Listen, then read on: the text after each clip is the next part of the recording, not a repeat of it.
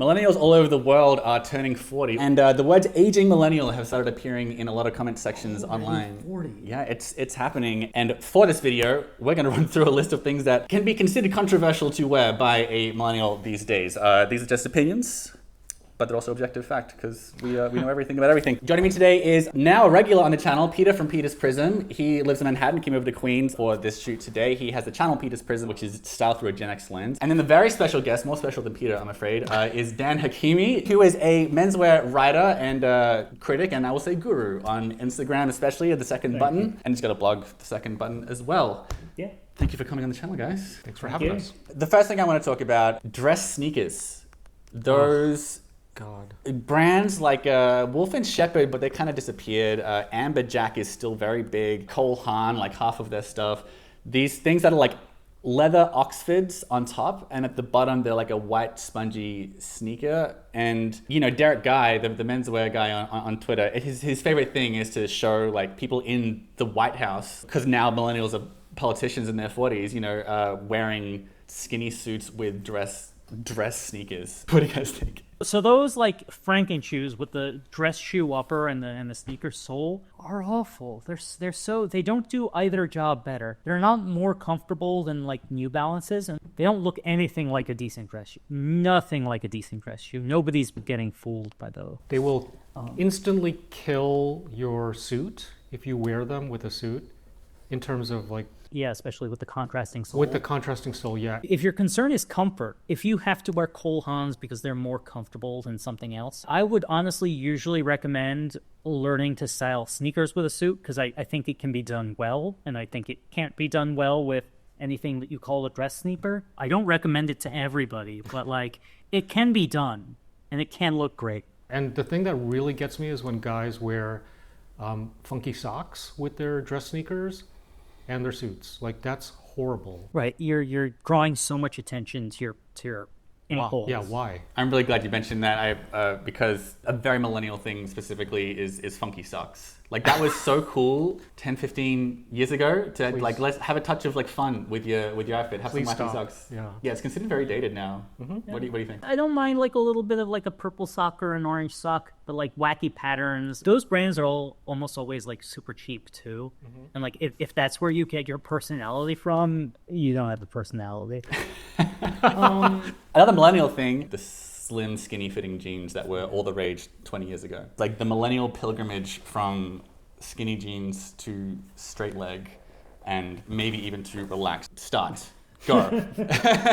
Yeah, there's always a way where every kind of cut and they work for somebody, but personally, I hate a very slim leg or a very tapered leg. Sometimes a slim straight can work. The balloon fits can kind of work because they only taper a bit at the bottom and they have like a good volume to them and good shape. But generally speaking, yeah, if your pants are slim and you have them tapered to hug your ankles, that looks terrible to me. What do you think, Peter? I would have to agree. It's a look that looks instantly dated, because when you look for cuts that are rooted in like tradition, you can never go wrong, and these are things that you can keep in your closet for a very long time and wear with lots of different things. Now, as someone with big legs and who is a millennial, I for a long time wore relaxed tapered jeans. And for me, it always made sense to me because that is the shape of the human leg. It's big up top and it's little at the bottom. This is what a leg looks like. Why is this straight leg what we're supposed to be wearing? So we can look at it through a few different lenses. So for one, there's history. Like if you look in the past, 20s, 30s, and 40s were all about full cut legs. The 70s had some skinny pants, but they also had flares and they also had a few other things. And by the 80s, we're back to Armani. Obviously, the 90s had full legs.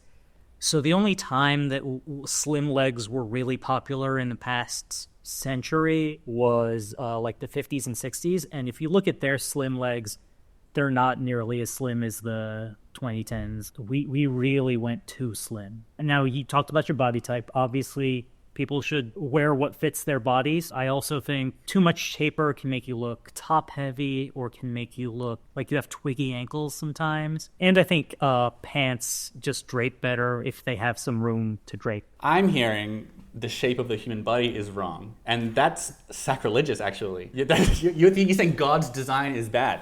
Well, you wouldn't wear tights as pants, would you? Well, I don't know. No, you're right. If nothing else, it's more comfortable. You get more airflow. And I think it's just fun for your clothes to have a shape, have a unique silhouette, and to be able to play with different silhouettes. It's more fun than just copying your body. If your pants are of a specific type of fabric that has drape, why would you not want to heighten that sense of drape? Maybe some budget brands are still interested in selling you cheap, slim pants, but if you can afford a decent fabric, show it off. Speaking of which, I feel like in the 2020s, just the very act of wearing synthetic fabrics is really falling out of favor as well. If you grew up in the 80s and 90s, we had still kind of pretty recently invented polyester. And we're like, God damn, look at this. It costs nothing and you can wash it really easily. This is the best thing ever. Would you agree we should generally be moving away from synthetics? Generally, yeah.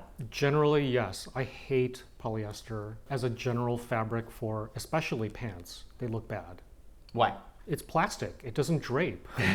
Plastic does not drape. Yeah, if you happen to be someone who works out, it's actually very hard to get a shirt that fits you that isn't made of that kind of material. Like you wind up at a Mizzen and Main or State and Liberty or Roan. Like Barbell Apparel, I think has some stuff like that now. Like I personally think men should try like just sizing up and wearing a blousey shirt, but you can also always go made to measure and get something shaped like your body. I don't like the athleisure that's super tight to accentuate the fact that I work out. Like that to me is weird and gross. Like I don't want to see your skin, skin tight clothes and like every detail of your body. If I'm not getting recognized and admired for the work I put in the gym, what is the point? Well, I don't have a strong sense of self. I need other people to see a it. little mystery goes a long way. If you want to show off your muscles, wearing a slim t-shirt can look great, especially if you pair it with like interesting pants. I don't think a skin-tight suit is helping anybody. I will say there are times when like a poly blend can drape well. It usually doesn't age well. It usually doesn't drape well over time. The thing is, even if all your stuff is polyester and you take into account the fact that it doesn't last as long as natural fabrics, it'll still often be a wise financial decision to get like something fake and replacing it every 2 years than getting something really expensive and natural. Sometimes, I mean, I prefer thrifting, but I hear you. For some people, yeah, $10 pants every couple years. I get that. I think the most objective, maybe reason to not buy polyester, besides the whole petroleum byproducts isn't good for the environment, blah, blah, blah, is that it doesn't breathe as well. Especially when it's summer, like, forget about it. Even like your average stretch jeans, like even like 2% stretch, it's like, I can feel this is not breathing well. It's less comfortable. Yeah, I'd agree. Generally speaking, especially if you're looking at a budget brand, they're using polyester to cheap out. It probably won't be breathable. If it's breathable, it won't drape well. There's always going to be some catch. I also want to focus specifically on elastane because, not only does 1 or 2% elastane ruin breathability, it also really ruins drape, and it wears out over time. They stop stretching and they just sort of sag in this way that's terrible. And they'll do that with 1 or 2% elastane even. So really, I do recommend trying 100% cotton. People talk about stretch in terms of comfort. I don't think stretchy pants are more comfortable, especially because I wear full-cut trousers. They have room to move it. Agree. Also, I'm sorry, but like, how comfortable do you need to be that your pants have to be 100% plastic? I need to be able to work out at any second of the day. A barbell could just fall out of the sky at any moment. Do you need to run a marathon to get your lunch? No, you don't. Like, just buy fuller cut pants. Backpacks was something that Peter was not a fan of on grown men. I do hear women even, whose opinions that guys actually value because they don't care what we have to say. I hear women say, if I see a man in a backpack, I'm like, you look like a child. Well, yeah, that's an important point to raise. And the other thing that I can't stand about seeing guys wearing backpacks who are going to work is that they're often carrying these beat up, shitty looking backpacks they got at like some sporting goods store 20 years ago, and like it kills whatever they tried to put together as a decent look to go into the office. How much lunch do you need to bring into the office that you need to carry a backpack like that? The trouble is, backpacks are much better for your spine than a briefcase or a messenger bag. It is the correct way to have a bag, but yeah, most guys, they'll have some backpack they got for the gym 20 years ago, and they'll be like, even when they're in a suit on the way to the office, they'll be like, well, look, this isn't part of my outfit. That's the thing. I think a lot of guys don't think of bags as like something I'm wearing. I'm gonna take it to the office, then I'm gonna dump it on the ground. It can be a casual rubbish backpack. This is simply for carrying goods. Again, I feel like there are lots of options for guys to explore that do not have to be this rubbish backpack. They design like really clean, minimal backpacks these days that have really little detail. You're not anti all backpacks. I'm not anti all backpacks. So I'm anti like these garbage backpacks. Tell me good backpacks that a grown-up man can wear. Carl Friedrich makes one. Nomadic makes one. There's lots of brands that make like really minimally designed, sleek-looking backpacks. I have one from Satchel and Page, and their backpack, you can dress up, dress down. It's so good. If you're gonna carry something like a backpack or even a soft brief, like be intentional about it. Like don't just pick up some random thing you found in the bottom of your closet because it's a shape and that it holds things. I will also say, there are always great like messenger bags and there are other bags you can wear that are nice. I know, guys, it's hard to convince them, or can be hard to convince Gen Pop guys to get like a leather messenger bag. They're so terrified of anyone calling it a purse. But like, again, Satchel and Page's mailbag, Kravar is an Indonesian brand with the coolest leather bags. And maybe by the time you watch this, my own leather bag company will have come out. I'm making them out of wild boar leather. That's gonna be so cool. Nice. That's in the description below. And I got the design from Kravar in Indonesia. They let me use That it. sounds like fun. Well, what do you mean guys are afraid of their bags being called purses? Because I see guys carrying what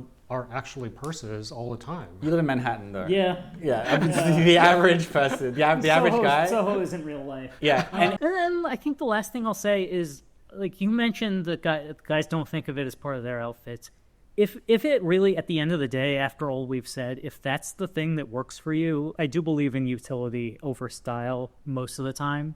I care a lot about style. I try to get both, obviously. But yeah, if you need the backpack, fine, take the backpack. I don't care. I would agree with that, but I would also say that if you are interested in style and upping your style game, and you pay attention to these details, other people in your world will take notice, for sure. Right. You yourself have to be comfortable in that.